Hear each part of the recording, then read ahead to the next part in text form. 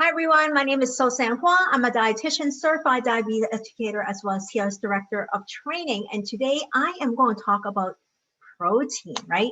We understand the importance of protein because protein plays such a big critical role in our health. So protein obviously plays a very important role in the structure of the cell in terms of helping with growth and development with a muscle. When we talk about muscle, we definitely know is protein plays a very important role. But did you know that protein also help in terms of my chemical and metabolic reaction? Why? Because our enzymes are made up of protein. And some of the hormones are also made of protein. So protein do play a very important role. It can affect our pH balance and the list goes on. So I think you pretty much get the idea. We do need protein. So next question is people ask is how much should I take? And my question to you is not only how much you take, but the quality of the protein that you take. So let's talk about the quantity. For average, a standard average person, but we also need to take into consider your gender, like man, female, kids, and so forth. Then you need to answer your age. Like I said before, your age matters. You talk about your type of lifestyle. Are you a very active lifestyle? Are you currently doing a lot of weight training to build muscle? Or are you just for an everyday kind of activity? Or are you currently fighting a sickness? And so forth, or do you currently have a certain disease condition where you need a little bit more protein to help support you? So there's so many reasons, so many factors, and that's why there's no one size fits all. But the very standard is we do need at least 0.8 gram of protein per kilogram of body weight.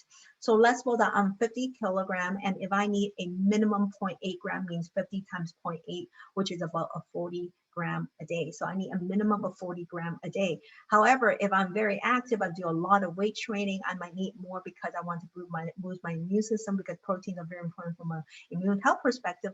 I might go up my protein to say 1.1 or 1.2, right?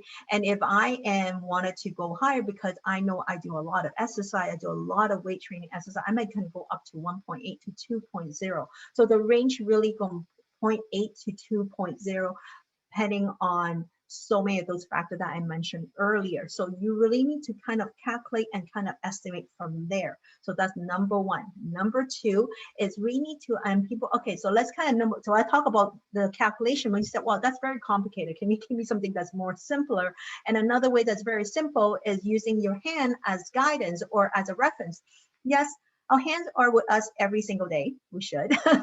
And whether you're a man or female or boys and girls, your hands are pretty much proportional to your body. And I always make it very simple in TLS. If you actually look at the serving size, we often say for female, it's about 4 to 6 ounces. And for men, it's for 6 to 8 ounces. And this is how I often explain.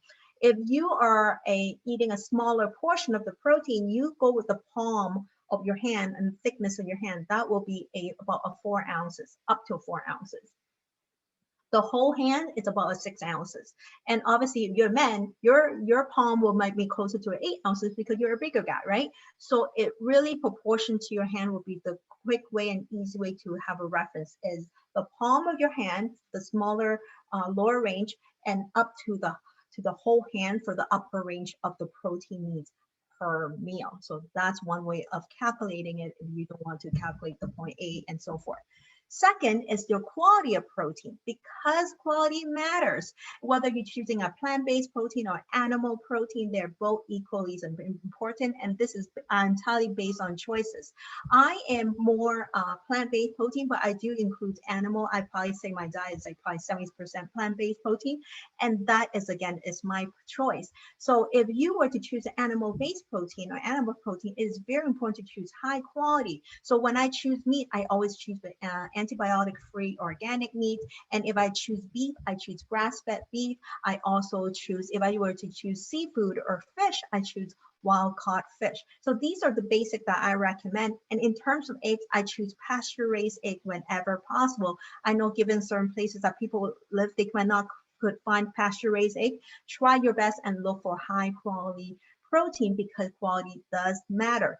However, plant-based quality also matters. So when you choose something like a soybean or tofu, for example, or tempeh, or even other type of plant-based, you need to make sure, like for soy, I always say, always go with organic, non-GMO. Quinoa, I always go for organic. Spirulina, hemp seed, chia seed, all these I try to go organic whenever possible.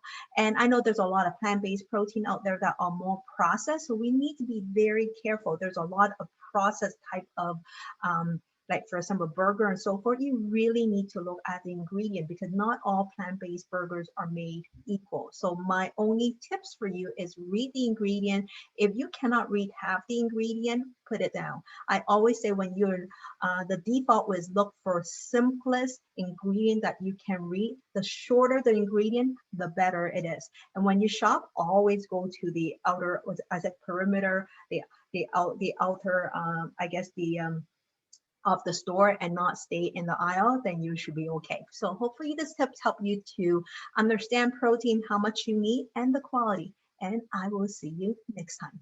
Take care, everyone. Bye-bye.